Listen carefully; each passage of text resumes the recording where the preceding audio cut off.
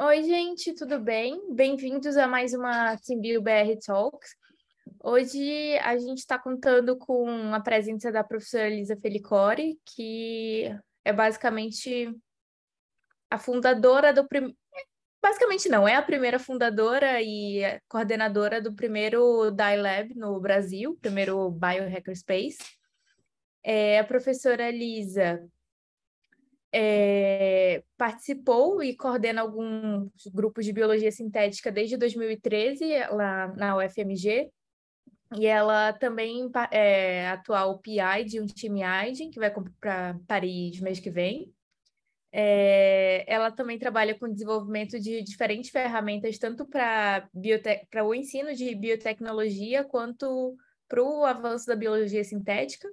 E atualmente o laboratório dela está trabalhando com ferramentas para diagnóstico e tratamento de mordidas de animais peçonhentos e repertório de anticorpos de vacinados com a vacina da febre amarela. Bem, Lisa, a tela é toda sua, você pode usar o tempo que você quiser. As perguntas vocês podem mandar no chat ou fazer no final da palestra. Tá ótimo, muito obrigada, Maria Cecília. Vocês estão me ouvindo bem? Não sei se está muito barulho aqui, porque está um calor em Belo Horizonte, a gente está com o ventilador ligado, tudo aqui, porque hoje está um dia bem quente. Mas muito obrigada a vocês pelo convite. Vocês estão ouvindo bem, então, né? Aqui está tudo tranquilo. Ah, então tá ótimo. Então, é um prazer aqui conversar um pouco com você sobre esse tema, que eu acho bem interessante, né? Espero que vocês já saibam a maioria daquilo que eu vou falar, mas a minha ideia é falar um pouco aqui para vocês sobre esse movimento do Faça Você Mesmo Biologia, né? Por isso que eu intitulei a palestra Faça Você Mesmo e tudo que imaginar em biologia, no sentido aqui, o que eu quero mostrar para vocês hoje é que atualmente, né, assim, no Brasil um pouco menos, mas praticamente qualquer pessoa pode fazer biotecnologia, biologia sintética, em diferentes níveis, né? Desde crianças até idosos, né, podem fazer, e não necessariamente essas pessoas precisam ser doutores, professores para fazer isso. Então, a ideia aqui é mostrar que a biologia sintética é acessível a todos. E para falar desse movimento, né, de fazer por nós mesmos, o movimento do it yourself, faça você mesmo, é um movimento bem antigo, na verdade, né, que desde o século passado, que tem como ideia que todos podemos construir, modificar ou reparar coisas sem a ajuda de experts ou profissionais. Então, por exemplo, na nossa casa, nós mesmos, às vezes, reparamos, né, um chuveiro quando estraga, e pequenas reparações desse tipo. Então, é isso que é esse conceito de faça você mesmo, do it yourself. E por que a gente faz isso, né? Fazer as coisas por nós mesmos, sem precisar de um profissional para isso? Porque tem benefício econômico, né? Às vezes fica mais barato. Às vezes o que a gente precisa fazer não existe ainda no mercado, né? A gente não consegue comprar, então a gente tem que inventar, né? Isso. E às vezes a gente precisa adaptar também algo para que ele funcione da maneira com que a gente queira. Então, esse movimento, né, de faça você mesmo, né, foi nomeado e começou a ser desenvolvido em 1912, a partir mesmo dessas atividades de melhoria da casa, né, instalação de aquecedor, sistema de ar-condicionado, reparação de chuveiro.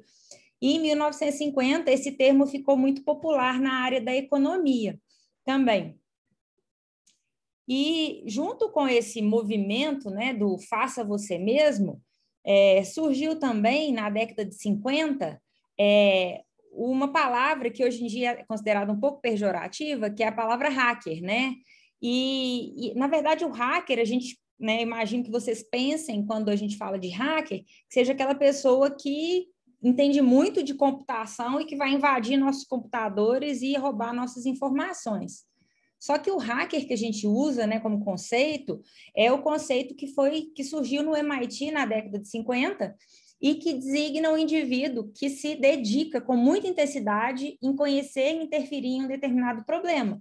Então, é um curioso que quando ele conhece, né, um sistema, ele consegue mexer nesse sistema para que ele funcione de uma maneira diferente ou otimizada, né? Isso é o sentido de hacker que a gente usa, né? Tanto que a gente fala biohacker spaces, né? No sentido de uma pessoa que é curiosa mesmo. E hoje em dia a gente vê alguns termos também, como, além de hacker, makers. O que são makers, né? A gente, no português, a gente traduz como fazedores. São aquelas pessoas que são basicamente hackers, mas que elas utilizam ferramentas de fabricação para desenvolver seus projetos. O que é isso?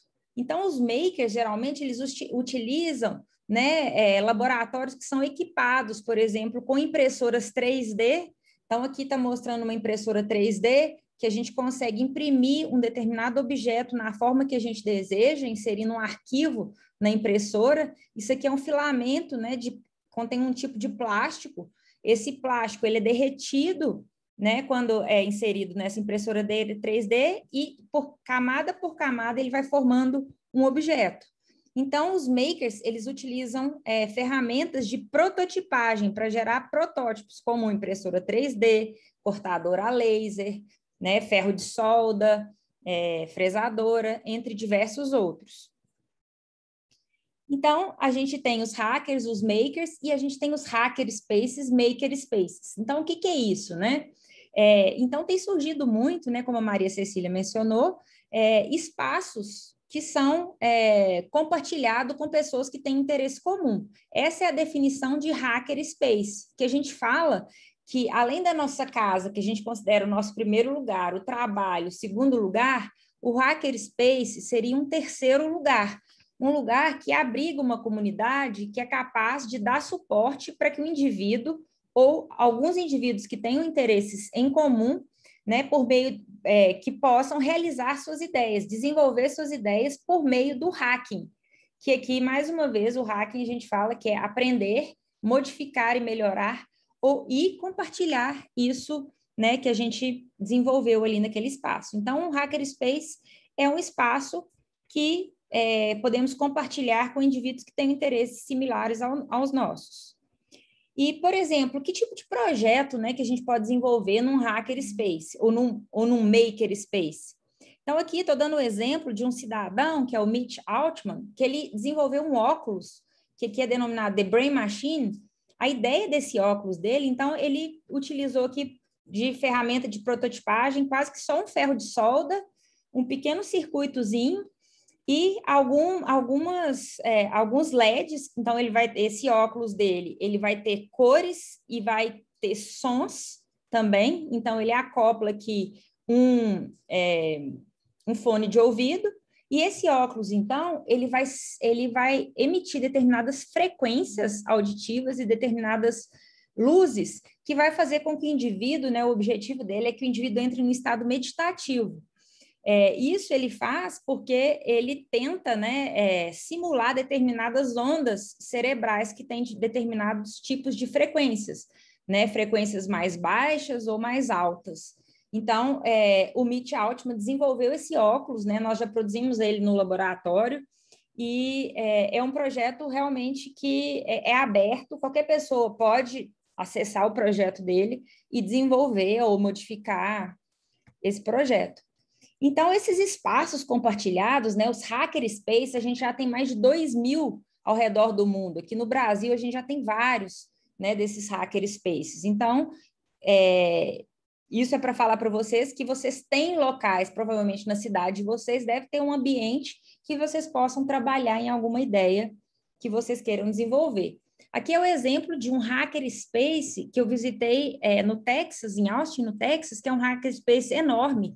E o forte deles lá é o trabalho com madeira. Então, eles têm tipo uma oficina enorme, né? Os sócios pagam uma mensalidade e com essa mensalidade eles podem lá usar todo o maquinário que está ali disponível para cortar madeira, fabricar móvel. Eles têm também uma oficina lá com várias ferramentas que as pessoas podem levar seu carro e elas mesmas repararem. E lá eles estavam começando, né, a desenvolver, e tinha um espaço bem pequenininho aqui, que tinha um espaço que eles estavam querendo desenvolver algo na área de biotecnologia nesse espaço, mas tinha só uma lupa um microscópio ali por enquanto. E algumas soluções. Então, não tinha nada muito definido ainda, mas eles estavam abrindo essa possibilidade. Então, os hackerspaces são muito populares hoje em dia no mundo todo, a gente tem, né, em várias cidades do Brasil, mas os biohackerspaces são um pouco mais limitados, porque tem menos tempo que surgiram, né? Então, o surgimento dos biohackerspaces ou do movimento Faça Você Mesmo Biologia é um movimento que começou praticamente em 2008, 2010, né? Então, aí temos pouco mais de 10 anos, porque a ideia desse movimento, né, surgiu lá com alguns entusiastas, um deles é esse Rob Carlson, que saiu de uma universidade e começou a montar, comprar no eBay, Amazon, equipamentos velhos, antigos de laboratório e montar na garagem da casa dele um laboratório de garagem. E aí ele e alguns outros começaram a fazer reuniões para discutir essa ideia de hackear a biologia, né? De entender tanto a biologia que a gente pudesse modificar a biologia de uma certa forma.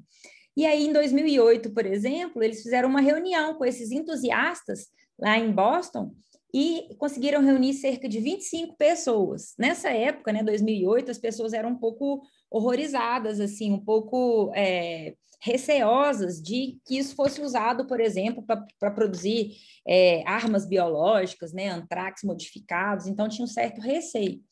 Mas aí, né, então em 2008 tinham 25 pessoas só reunidas e 2 anos depois, em 2010, já apareceram 2.000 pessoas nesse movimento aí do Faça Você Mesmo Biologia. E aí nessa época, né, em 2010, a ideia realmente era misturar, né, cientistas, pensadores, artistas, empresários, entusiastas para criar uma cultura, né, de trabalho em conjunto e desenvolvimento de inovação na área da biologia como um todo. E aí, desde 2010 até hoje, né, já surgiram vários desses ambientes, né, que são esses biohacker spaces ou biomaker spaces, ou espaços baseados no movimento do Faça Você Mesmo Biologia.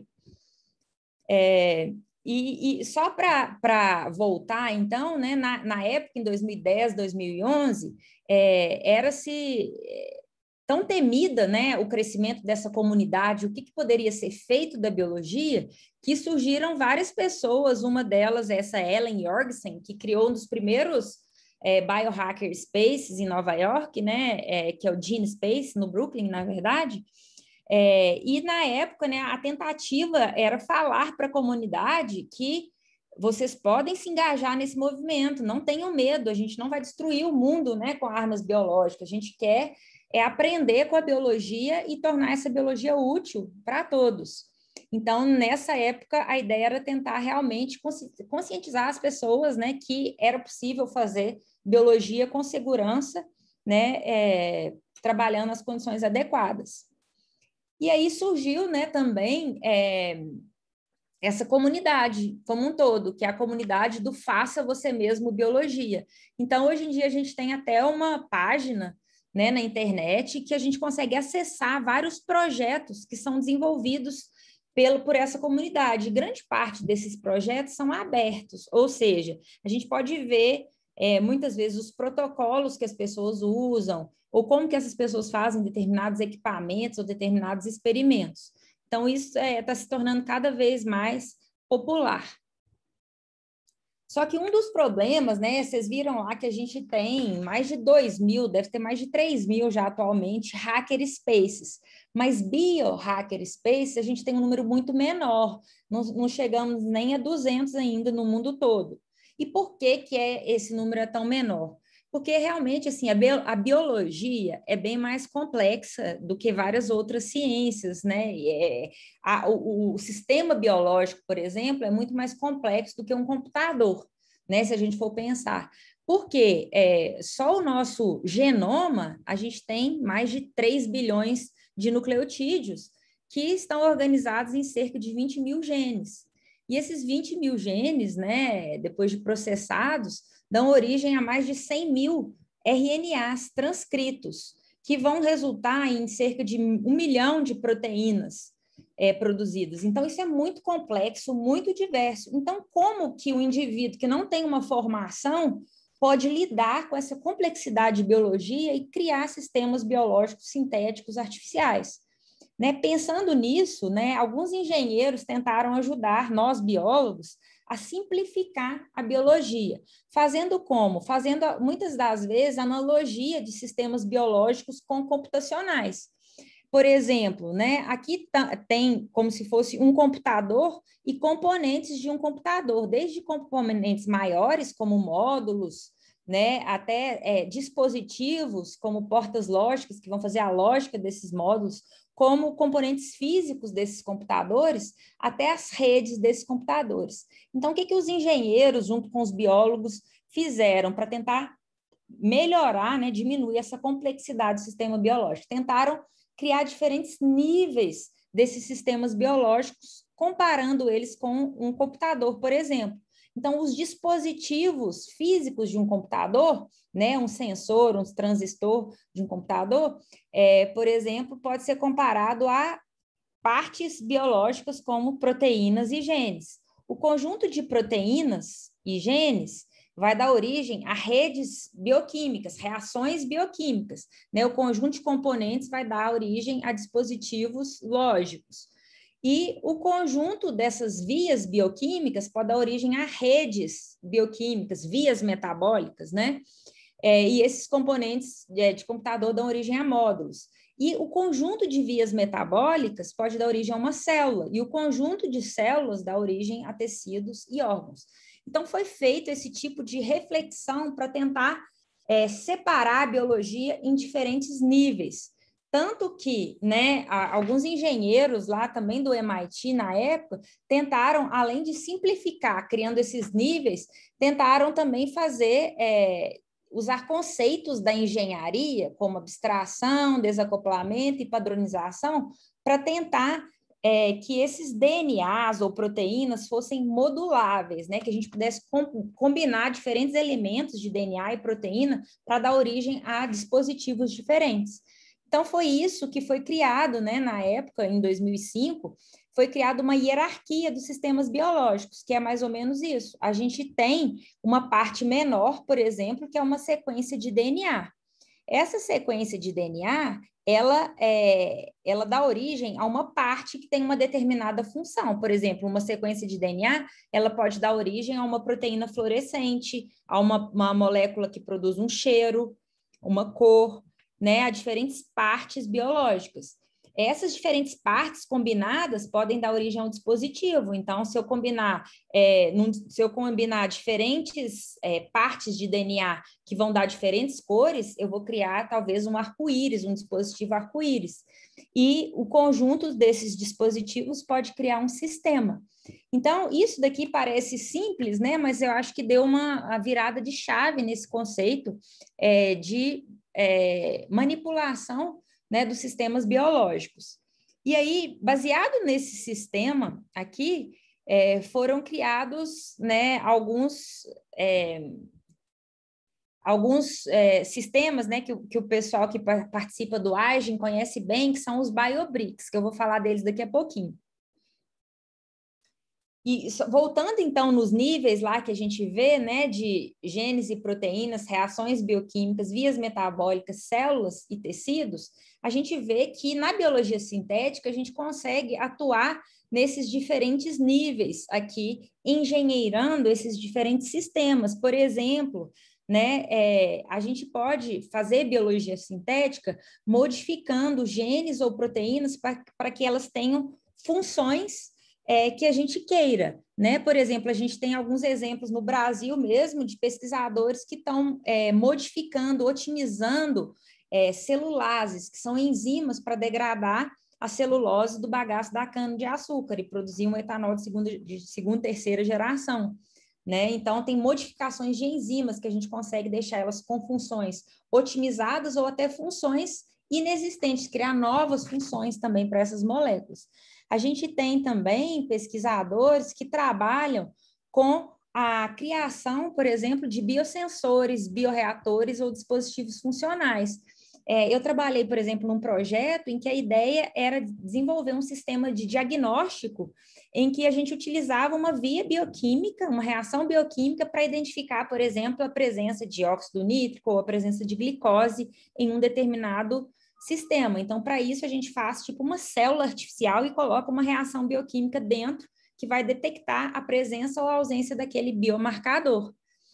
A gente tem também grupos de pesquisa que fazem engenharia de sistemas biológicos, modificando vias metabólicas. Então, tem um exemplo bem conhecido, né, que é a produção do medicamento para tratar malária, que é a artemisinina, que é um medicamento que é produzido da extração dessa molécula de planta, só que o rendimento é muito baixo nesse processo de extração. Então, o que pesquisadores fizeram foi estudar a via metabólica de uma levedura e incorporar genes nessa via metabólica que codificassem para proteínas que conseguissem fazer a via metabólica que a planta fazia, mas que a levedura não fazia. Então, é possível inserir novas partes de vias metabólicas para que um sistema vivo possa produzir um composto de interesse biotecnológico, como é o caso da artemisinina. E a gente já viu também, né, desde 2010, que a gente conseguiu produzir uma primeira célula completamente artificial, que foi criada totalmente em laboratório, né? Síntese de fragmentos de DNA, clonagem, acoplamento, até transfecção desse material todo para um sistema sintético. Então, já conseguimos criar uma célula completamente artificial, funcional. Né? E a gente está vendo também hoje em dia, né, alguns trabalhos utilizando, por exemplo, engenharia de órgãos e tecidos.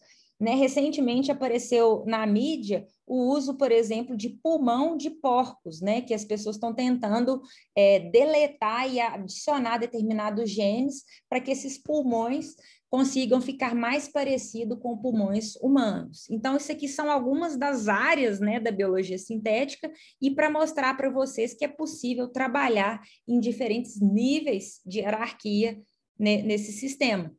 E aí, voltando lá no que eu comentei para vocês, baseado nesses níveis hierárquicos, né, pesquisadores do MIT, então, criaram um conceito de biobricks, ou tijolos biológicos. A ideia sempre foi de tentar facilitar, simplificar a engenharia biológica, né? E como que isso foi pensado? Isso foi pensado da maneira que a ideia era criar um catálogo de moléculas biológicas, igual a gente vai numa loja comprar tinta e tem lá uma opção enorme, a gente pode ir num determinado site, acessar e ver quais as partes de DNA que estão ali. Então, por exemplo, aqui vou mostrar como que são criados esses tijolos biológicos, quais são os tipos desses tijolos biológicos, né? Então, para ilustrar isso, eu peguei aqui uma sequência de DNA, que aqui, para mim, essa sequência não quer dizer nada, mas eu sei que essa sequência de DNA, ela pode dar origem a alguma molécula que tem uma determinada função, e a gente chama essa região do DNA de região codificadora.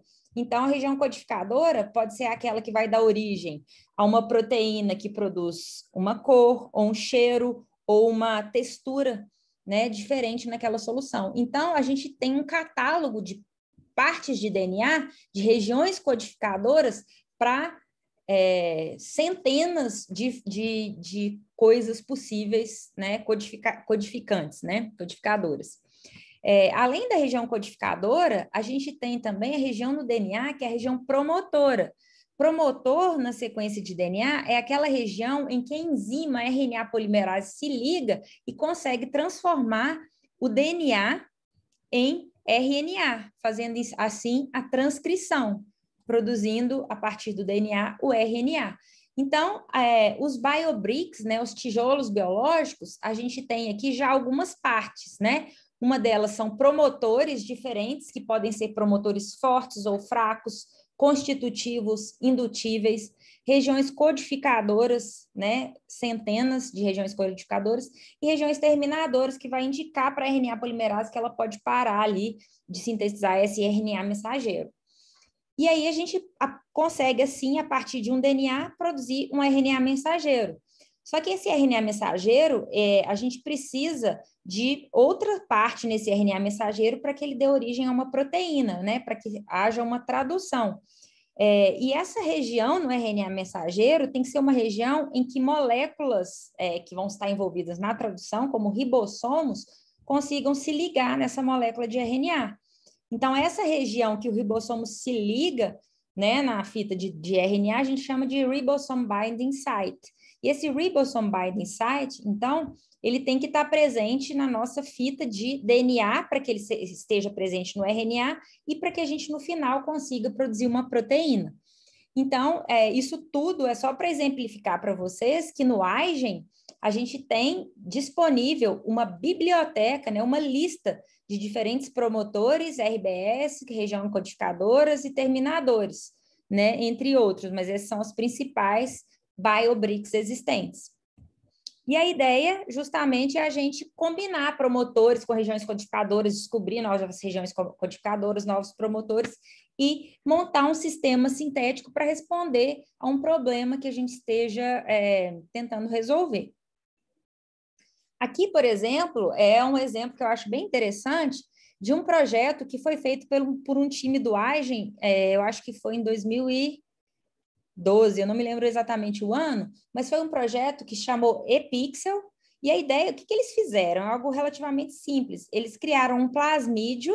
Nesse plasmídio tem uma sequência de DNA que codifica para uma proteína vermelha, uma proteína azul e uma proteína amarela.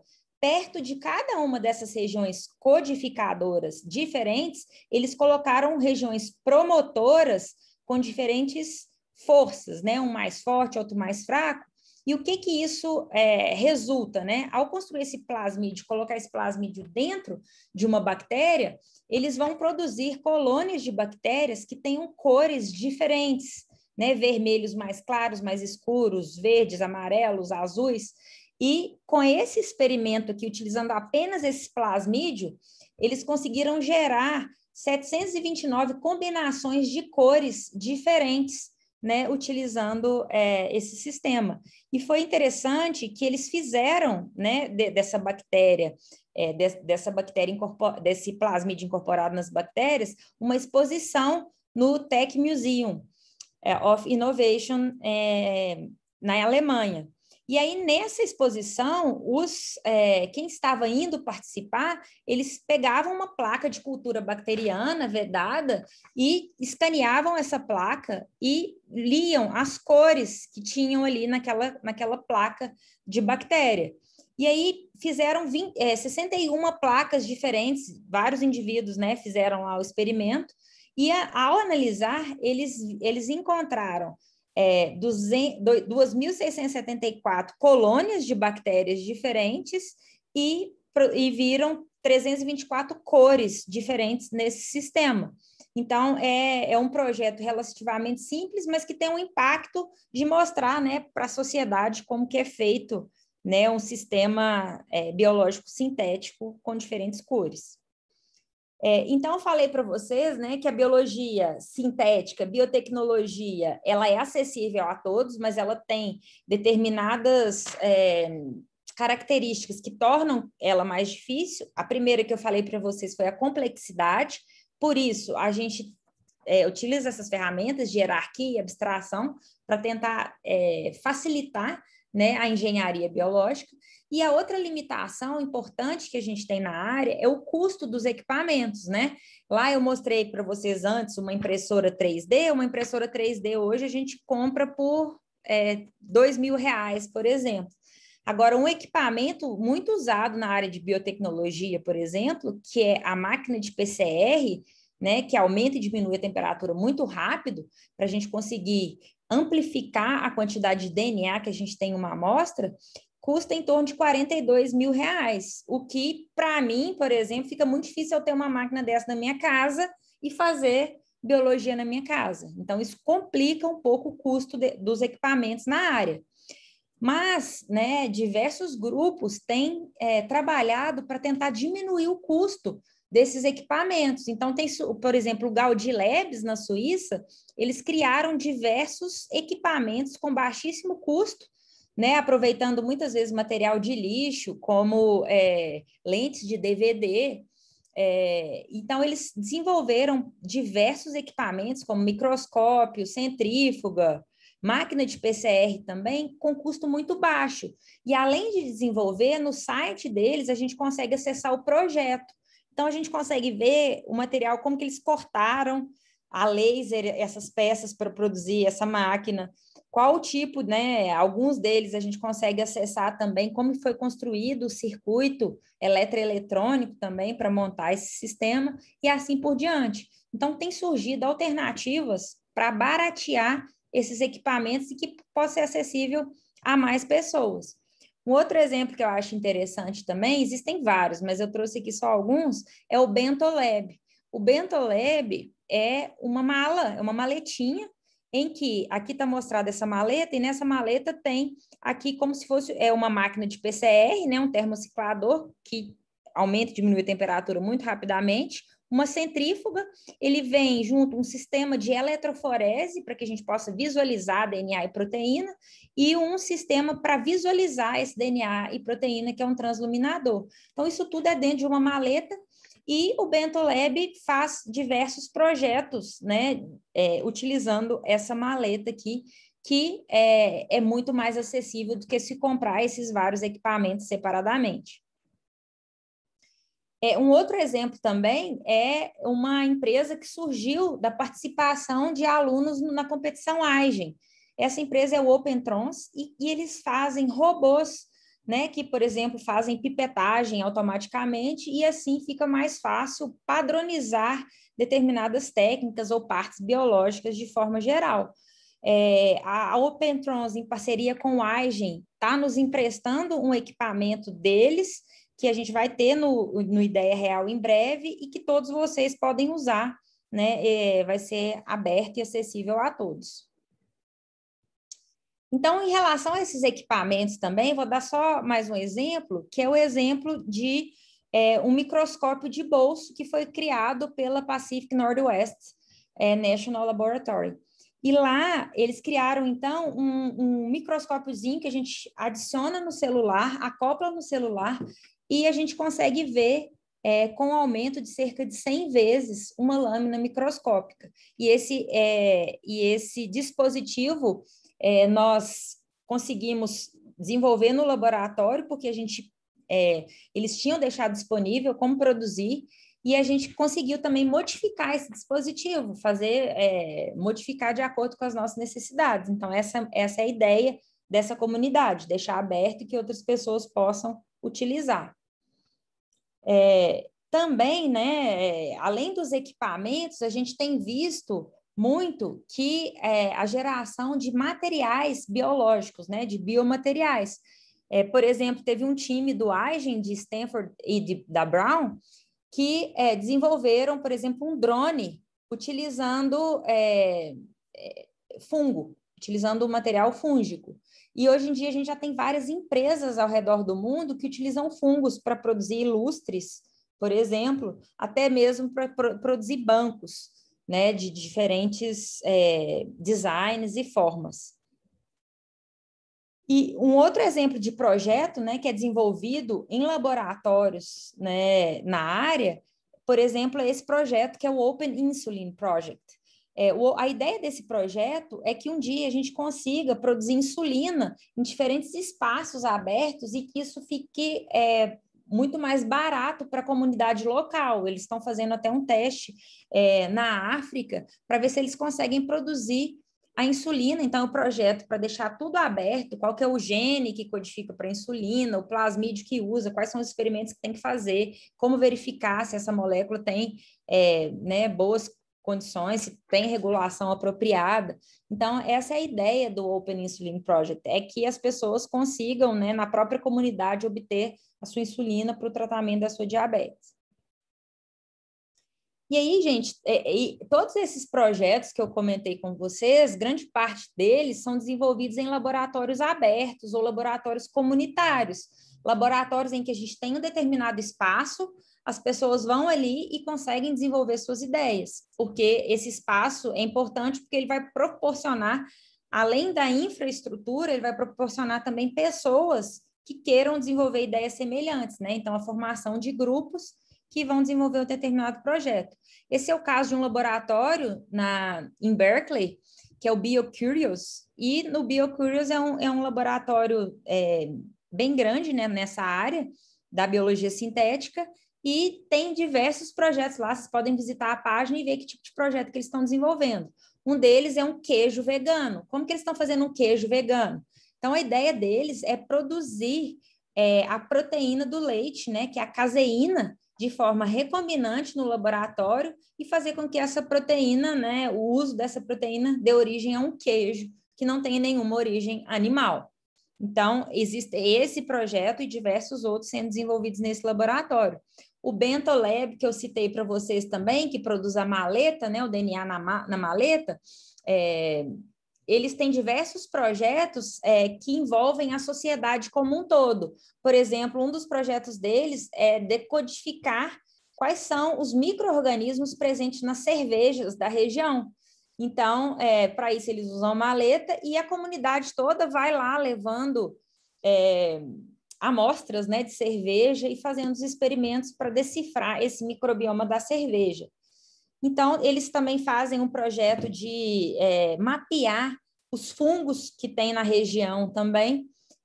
Então, esses projetos todos que envolvem, né, a sociedade como um todo, nesses projetos de biologia sintética, a gente chama de projetos de ciência cidadã, que são laboratórios comunitários, cidadãos, universidades trabalhando em conjunto para desenvolver responder alguma determinada pergunta. Então, esse aqui também é um projeto que foi feito no Gene Space, no Brooklyn, em que eles também fizeram esse projeto de ciência cidadã, em que barcos, né, com cidadãos coletavam amostras, né, de água e solo da região de Nova York para fazer um porta-retrato molecular, né? Quais são os micro-organismos que estão ali, quais são as características. Então, eles fizeram esse projeto com a sociedade, com pessoas, né, vamos dizer, comum, não especialistas, né, para fazer esse mapeamento. Um outro exemplo também é o Deodin Lab, que eles vendem até um kit para engenharia genética de bactéria, utilizando o CRISPR-Cas9. Então, as pessoas nos Estados Unidos já conseguem comprar, né, até mesmo bactéria e toda a parte de manipulação genética aí. E tem laboratórios também que têm projetos um pouco diferentes, como é o caso de um laboratório, esse que eu acho que é na Alemanha também, em que buscou-se qual era o cachorro que estava fazendo suas necessidades na redondeza. Então, tinha alguns suspeitos, né? Aí os vizinhos que estavam incomodados recolheram as fezes, né? Coletaram amostras dos cachorros e identificaram qual era o cachorro ali suspeito, né? Qual era o dono suspeito de deixar as fezes do cachorro ali na rua. Então, existem projetos de todas as naturezas nesses espaços abertos e comunitários.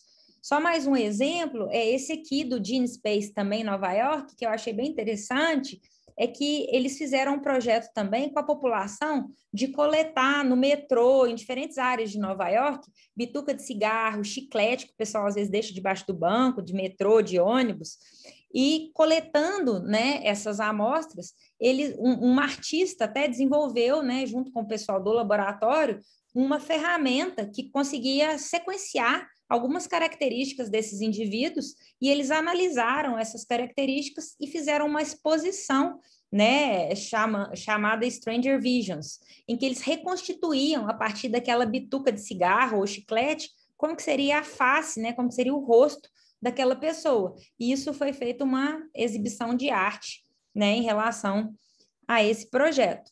Então, isso foi para dar uma ideia para vocês realmente, né, de que estão surgindo, né, aqui nesse artigo de 2018, eles mapearam 161 espaços abertos relacionados ao movimento do Faça Você Mesmo Biologia e mais de 32 mil pessoas entusiastas na área. E aí, só para terminar, então, eu vou mostrar para vocês um pouco que nós também temos, né, no Brasil, um ambiente aberto a todos e acessível para todos que queiram fazer biologia sintética, que é o Laboratório Ideia Real que nós temos aqui em Belo Horizonte. Então, nós somos um laboratório aberto, agora que vocês já sabem que a gente está inserido no movimento Maker, Hacker, no movimento Faça Você Mesmo, Biologia, e o que a gente tem é que a gente oferece colaboração, a infraestrutura, consultoria e capacitação para a gente conseguir transformar ideias em realidade. Né? A gente está dentro de uma universidade, que é a UFMG, e a gente tem estruturas que a gente chama dividido em 3 espaços. O espaço ciência, né, em que a gente tem maquinários para a realização de experimentos em biotecnologia como um todo, como máquina de PCR, a gente tem equipamentos como nanodrop, que é para a gente medir a concentração de DNA e RNA e proteína em uma determinada amostra, a gente consegue trabalhar com organismos, né, como bactérias e fungos aqui no laboratório. E a gente tem também espaços como o espaço tecnologia, que é aquele espaço destinado mais à área de prototipagem, com impressoras 3D. Aqui tem 2 impressoras 3D utilizando filamentos de plástico, e aqui tem uma impressora 3D que funciona diferente com resina, que a gente coloca uma resina ali e com a luz, essa resina é polimerizada e na forma de um objeto desejado. Então, a gente tem cortador a laser, fresa, vários outros equipamentos para a área de prototipagem também. E, além disso, nós temos também um espaço, que é o espaço que a gente chama de criatividade, que é um espaço de confraternização, de coworking, onde a gente consegue conversar, discutir ideias, novos projetos nascem nesse espaço aqui no laboratório. E para dar uma ideia para vocês, o que nós estamos fazendo atualmente? Nós desenvolvemos e aplicamos cursos, clubes, workshop, capacitação de recursos humanos, como, por exemplo, aqui vou dar só o exemplo de 2 deles. Aqui a gente realizou, em 2019, uma colônia de férias cientista júnior, no qual a gente fez bioarte, né, vamos dizer assim, com os alunos. Os alunos aprenderam um pouco sobre transformação bacteriana, sobre plasmídio, sobre como desenhar com organismos vivos, né? Então, esse curso foi um curso prático, né? Com alunos, a gente fez tanto alunos de 7 a 11 anos, quanto de 12 a 14 anos, né? Foi um sucesso, os alunos adoraram. A gente criou também um clube de biologia sintética, que esse clube, atualmente, ele funciona liderado por alunos da graduação e até mesmo alunos do ensino médio com participação ativa nesse clube. A gente publicou um artigo esse ano, no qual a gente mostra nesse artigo qual o material que a gente usa, como que a gente desenvolve esse clube, que tipo de aula que são dadas, tipo de discussões que são levantadas. Além do desenvolvimento desses cursos também, nós fazemos pesquisa e desenvolvimento.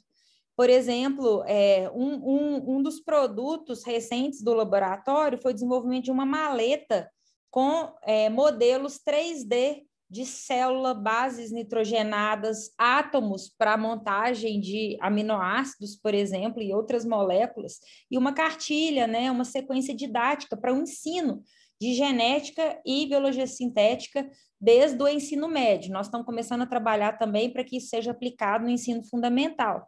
Então, a gente já tem, né, esse material para que a gente comece a aprender mais cedo nas escolas sobre biologia sintética. Então, além disso, também o laboratório a gente presta serviço, né? Por exemplo, durante a pandemia, nós desenvolvemos para alguns pesquisadores modelos 3D do SARS-CoV-2. Aqui está mostrando em laranja a proteína spike do SARS-CoV-2 e aqui em preto e branco algumas dessas variantes dessa proteína. Então, isso aqui foi feito para ficar mais fácil a explicação para a sociedade, né, de como que é a estrutura, o modelo de um vírus, né, do SARS-CoV-2. E, além disso, a gente produziu, juntamente com uma rede, centenas, né, milhares, né, chegamos a produzir cerca de 12 mil protetores faciais. Esses protetores faciais, no início, eles eram produzidos, o visor dele com impressão 3D, o que fica na testa com impressão 3D e o visor no corte a laser, cortando essas lâminas aqui de acrílico para produzir esses protetores faciais. Então, além disso também, a gente tem algumas parcerias, né, que as pessoas chegam no laboratório pedindo ajuda para a gente desenvolver, ajudá-los a desenvolver seus próprios projetos, como é o caso de algumas obras de arte, né, que nós auxiliamos aí ao longo desse tempo que a gente está aberto. Uma delas foi a obra Gênesis, do artista Eduardo Cax. Nessa obra, o que o artista fez? Ele pegou uma frase do livro Gênesis, da Bíblia, transformou essa frase em um código Morse. Esse código Morse foi transformado em uma sequência de DNA. Essa sequência de DNA foi sintetizada e colocada em um plasmídio junto com um gene que codifica para uma proteína azul. E isso foi incorporado numa bactéria, e a exposição, então, do Eduardo Cax, que a gente remontou ela em Belo Horizonte, é uma placa bacteriana que contém essa sequência e uma proteína fluorescente. Uma luz ultravioleta é acionada, o que está ali na placa é projetado, assim como a sequência do DNA projetada de um lado e a frase da Bíblia de um outro lado. A ideia é que, ao final da exposição, esse DNA seja sequenciado novamente e a gente possa ver quais alterações aconteceram nessa frase da Bíblia, remontando aí esse DNA. E também nós auxiliamos em uma obra do César e Lewis, que foi a obra Culturas Degenerativas, que foi exposta em um museu aqui em Belo Horizonte, o Museu da Gerdau. E nessa obra, a ideia dos artistas foi fazer, em um livro, adicionar como se fosse uma placa, né? Mas no caso é um agar, contendo um fungo, e esse fungo, ao longo do tempo, ele ia crescendo, e ao crescer, ele começava a tampar algumas palavras desse livro, algumas frases desse livro. Então, nessa exposição, a gente via, né, ao longo do tempo, a gente conseguia acompanhar o que estava escrito ali naquele livro e o que tinha sido modificado. Eles chamaram isso de fungal tweets, né, que em tempo real era possível monitorar isso e ver essa modificação. Então, são alguns projetos que nós auxiliamos o desenvolvimento. E também, né, no laboratório, a gente loca o espaço para empresas na área de biotecnologia, startups de biotecnologia, para escolas que queiram desenvolver projetos de biotecnologia, e também fazemos parceria no desenvolvimento de projetos. Agora, atualmente, por exemplo, a gente tem uma parceria com o Sebrae, e o Sebrae tem um projeto que chama Catalisa, e nesse projeto a gente consegue prestar serviço para pesquisadores, empresários que queiram desenvolver algum projeto na área. Atualmente, a gente tem 3 projetos, né, na área sendo desenvolvidos no laboratório com o nosso auxílio, e temos 2 startups locando o espaço para o desenvolvimento dos seus próprios projetos. Então, pessoal, acho que era isso que eu tinha para mostrar para vocês. Aqui eu deixo nossas redes, nosso Instagram. Quem quiser nos acompanhar, sempre a gente coloca novidades. E o nosso site também, que vocês podem ter maiores informações. E aí eu fico aberta às perguntas de vocês. Fico feliz em responder.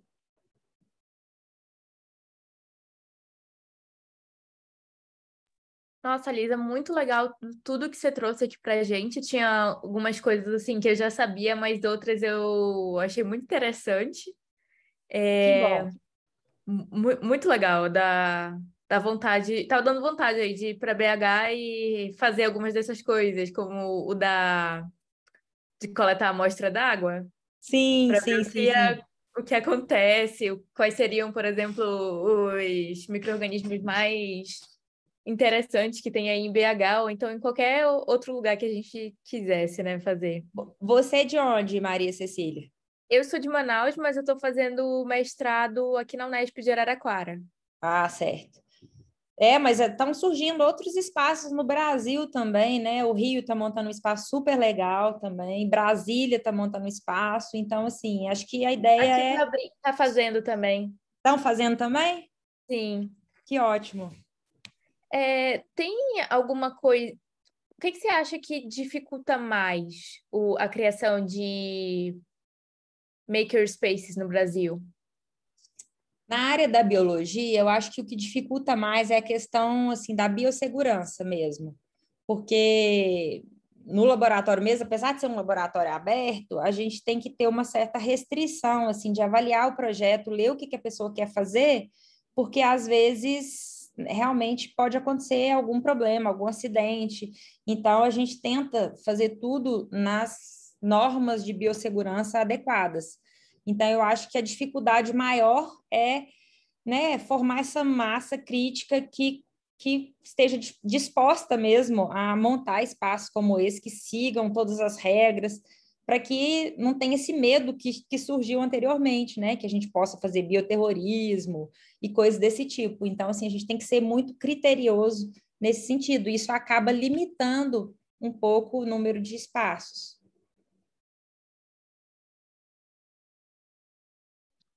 O Sávio perguntou se a bioimpressão em 3D também entra como makers.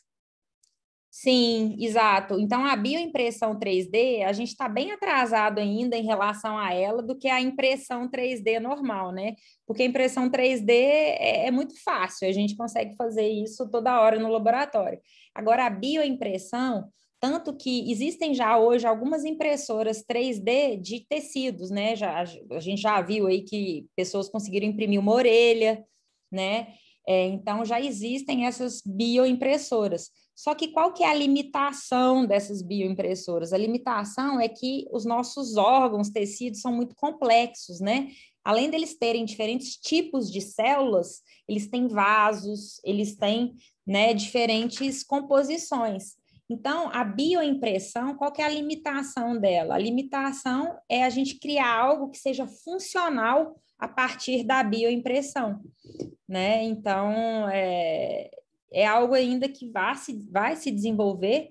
Então, além da bioimpressão, existem pessoas também que tentam fazer outras coisas, como cultura 3D de células, ou como organoides sintéticos também, que tenham determinada função, mas ainda é um grande desafio pela complexidade mesmo do sistema biológico. Mas são realmente desenvolvidos em biomaker spaces ou algumas empresas mesmo têm surgido nessa área. Aqui a gente tem uma outra pergunta que ele está dizendo que estuda biotecnologia e tem interesse em ter uma produção independente de vinho, começando por plantação de uva em estufas e fazer melhoramento mendeliano e molecular dela, porém de forma independente. Uhum. Qual seria a viabilidade dele montar o próprio laboratório? É uma pergunta difícil, né? Mas quem que perguntou? Quem? É o que está identificado como o NESP. Tá, honesto. Michael. Michael, por exemplo, eu não sei o que você pretende fazer, qual a escala, qual que é o seu objetivo, mas, por exemplo, olha aqui em casa o que nós fizemos aqui, ó. É uma plantação de alface, rúcula. Isso aqui é em água, né? Uma hidroponia. Então, aqui foi desenvolvido, por exemplo, um sisteminha caseiro, né? Que a gente consegue testar algumas coisas aqui. Mas isso aí é um sistema pequeno, né? Um protótipo que a gente está vendo se funciona, né? Então, assim, você, primeiro, tem vários desafios, né? Que seria se montar um protótipo, verificar, por exemplo, como seria uma cultura da uva, entender todas essas etapas. Depois, montar um protótipo, fazer algo bem pequeno e ver o que já existe de trabalho. É um trabalho um pouco científico também. Tem que ver quem que já fez isso, quais foram as dificuldades. Então, acho que o trabalho principal no início é de leitura mesmo, até se organizar a sua ideia. Acho que é um trabalho de pesquisa, de leitura, para você traçar o seu plano e ver se funciona, né? E começar a achar, às vezes você vai achar parceiros também. A gente teve no laboratório um projeto de uma pessoa que estava testando a produção de vinho a partir de jabuticaba. Então, a pessoa veio aqui no Ideia Real e fez alguns testes mesmo de fermentação, né, de utilização de leveduras diferentes para ver o tipo de fermentação, o tempo. Então, isso é totalmente possível de ser feito.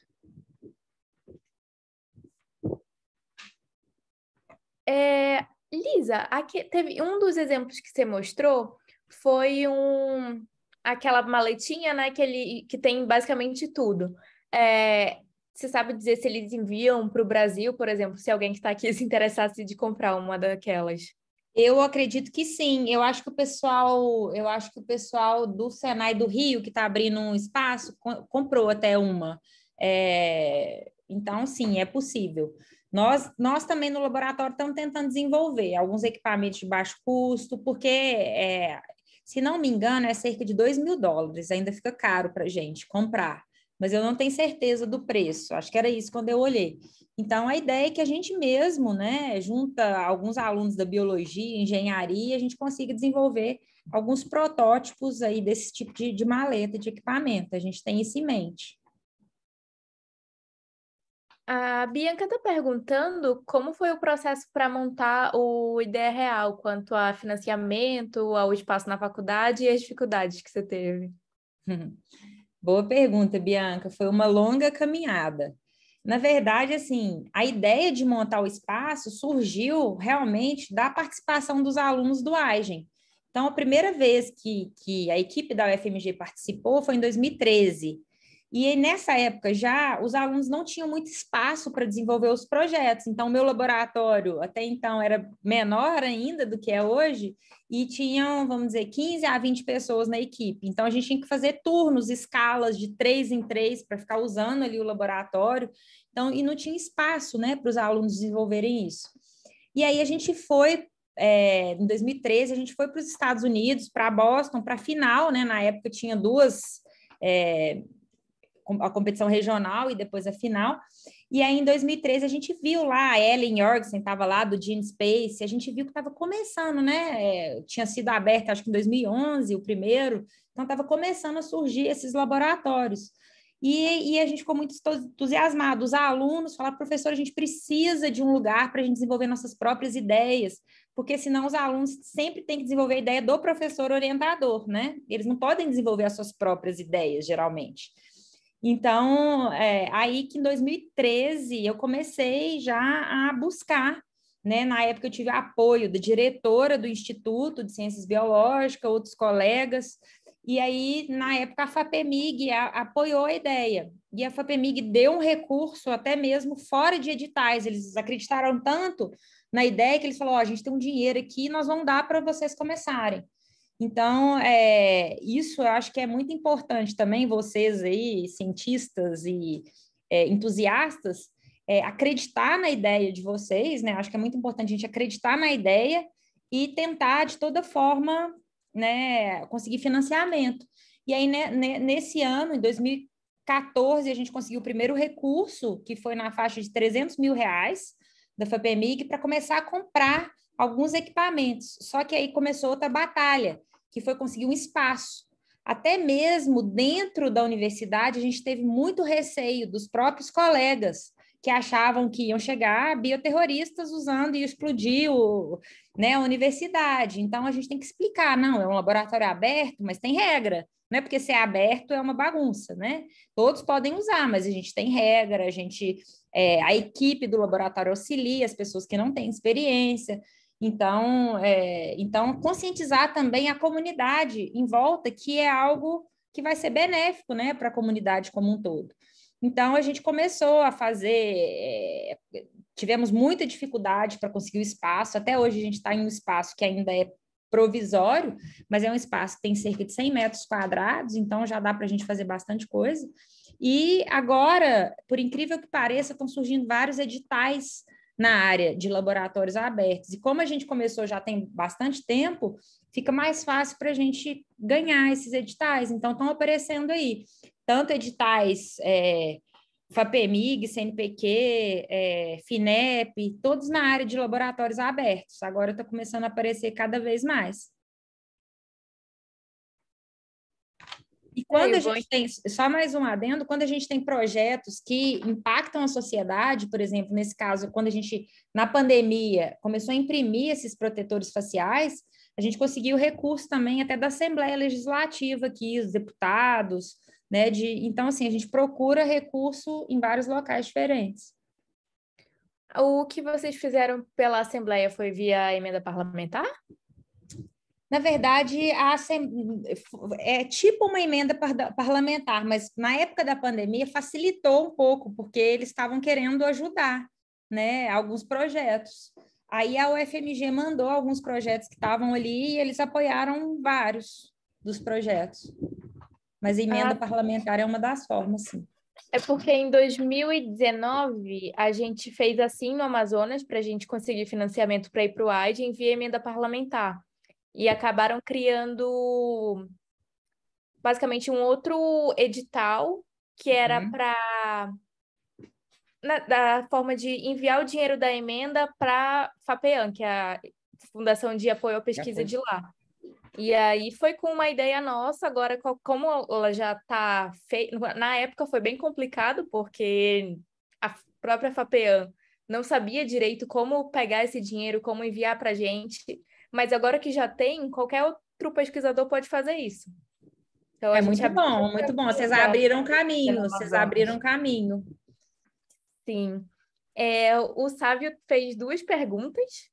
Uma é sobre se tu conheces alguma iniciativa de ciência cidadã que trabalhe com emergência climática, especialmente com didática, e eu acho que seria também. Qual é a palavra? Me fugiu agora. Uma forma de fazer divulgação científica, eu acho, sobre emergências climáticas. Eu não conheço, mas eu imagino que deva existir, sim. O que eu sei, assim, não é de emergências climáticas, mas tem um colaborador meu que está criando um projeto para medir a felicidade ao redor do mundo.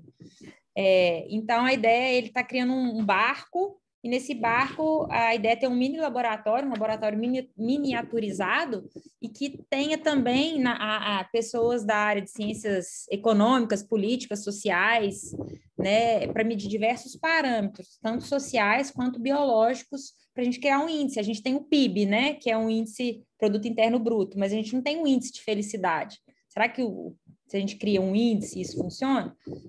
Não tem muito a ver com mudanças climáticas, mas são iniciativas que estão tentando, né, responder perguntas como essa questão de felicidade, né, de mapeamento. Mas eu imagino que deva ter, sim.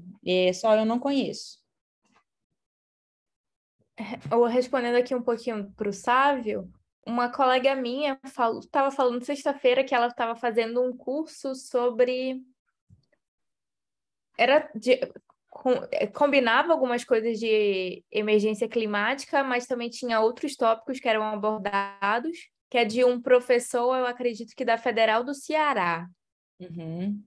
Aí depois é só pro. Ah, não sei se foi dessa iniciativa que você está falando.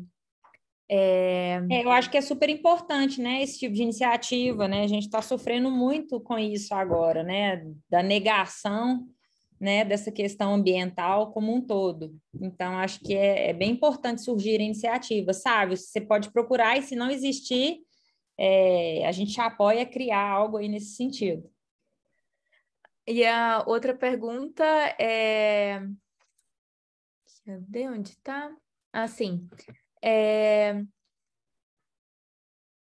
Ele adorou saber que existem empresas que trabalham com a utilização de micro-organismos para construção e tem várias empresas que têm projetos de biorremediação, mas ele quer saber se dá para modificar bactérias ou outro organismo para consumir CO2 e ajudar na fixação de carbono. Dá para fazer tudo praticamente, né? Assim, a gente já viu, já tem projeto de várias coisas. Tem pessoas tentando produzir biocombustíveis, eu já vi algum projeto também de fixação, além de nitrogênio, acho que de carbono também. Então, é possível. Tem projeto em todo tipo de área aí que eu já vi, né? Muita coisa.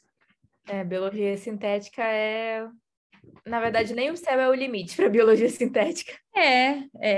Tudo a gente, assim, imagina também, eu fico até pensando que o ano passado soltaram aí a caracterização da voz dos pássaros, né? Quais eram os genes que estavam responsáveis pela vocalização. Falei, você imagina a gente vai produzir uma bactéria cantante no laboratório, utilizando esses genes de pássaros, né? Então, assim, a biologia sintética evolui à medida que a gente vai conhecendo mais a fundo a biologia também, né? Como que as coisas funcionam. Se a gente não souber como que funcionam as coisas, não tem como a gente mudar ou melhorar ou criar coisas novas.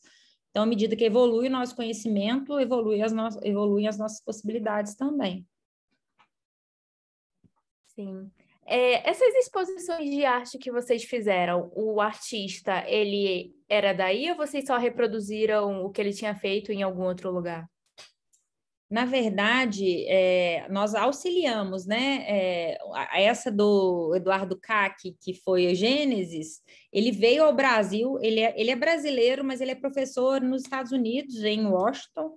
Ele é um dos primeiros bioartistas. Não sei se vocês lembram, aquela coelha fluorescente que foi criada em 2000, a Coelha Alba, é uma obra dele também. Ele é bem polêmico, assim, um bioartista bem polêmico. E ele veio no Brasil, acho que foi 2019, se não me engano. E aí artistas da Escola de Belas Artes vieram nos procurar para a gente auxiliar a montar a exposição. Então, os artistas mesmos foram para o laboratório, nós auxiliamos toda a parte de genética, e eles mesmos fizeram com o nosso auxílio e montaram a exposição. E aí a do CACS veio no Brasil, deu a palestra e, né, visitou a exposição.